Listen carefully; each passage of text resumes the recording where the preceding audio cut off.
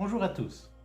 Aujourd'hui, Enki et les antédiluviens. Dans la vidéo précédente, je vous ai parlé de Thoth, car ma quête concernant les origines du tarot m'a conduit jusqu'à lui, jusqu'à les informations concernant un papyrus, le papyrus de Turin, qui nous raconte la filiation entre Thoth et le tarot. Aujourd'hui, Enki et les antédiluviens. Enki, dans les textes sumériens, est une des grandes divinités de la Mésopotamie antique.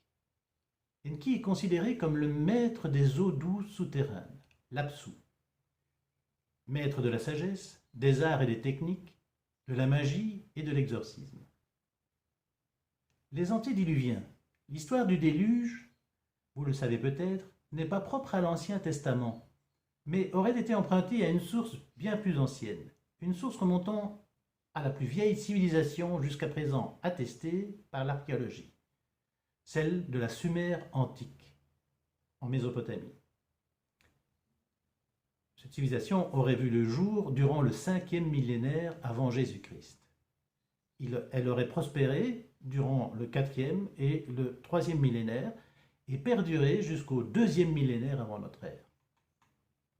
Il existe deux versions écrites. Les plus anciennes de ce mythe peuvent être vues dans ces versions, peuvent être vues au musée d'archéologie et d'anthropologie de l'université de Pennsylvanie et au sein de la collection personnelle Skøyen en Norvège. Toutes deux rédigées en caractères cunéiformes dans la langue sumérienne. Ces versions nous apprennent qu'à cette période, avant le déluge, la royauté descendait du ciel. Puis vient la référence de la fondation antédiluvienne, donc avant le déluge, de 5 cités sumériennes par un souverain anonyme ou un dieu. Les 5 cités sont Eridu, Bat-Tibira,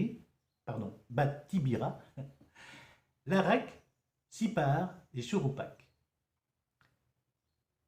Dans les textes cunéiformes, les 37 lignes suivantes du texte sur la tablette sont manquantes. 37 lignes sont manquantes. Et quand on reprend la narration après, la scène a changé de façon déconcertante.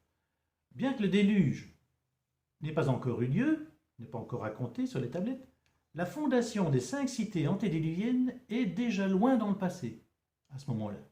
Il devient évident, d'après le contexte, que dans la période intermédiaire, les habitants de ces villes se sont comportés de telle manière qu'ils se sont attirés le courroux divin et qu'une assemblée des dieux a été convoquée afin de punir l'humanité à l'aide d'une inondation destructrice. Au moment où l'histoire reprend, quelques dieux s'opposent à cette décision et expriment leur tristesse et leur mécontentement. Un homme nommé Ziusutra est alors présenté. C'est en fait l'archétype sumérien du Noé biblique.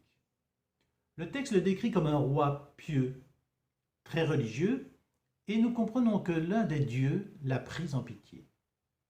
Le nom de ce dieu n'a pas survécu dans la tablette de l'université de Pennsylvanie, mais le fragment de Skøyen nous livre un indice en nous révélant que Ziusudra n'est pas seulement un roi, mais aussi un prêtre du dieu Enki.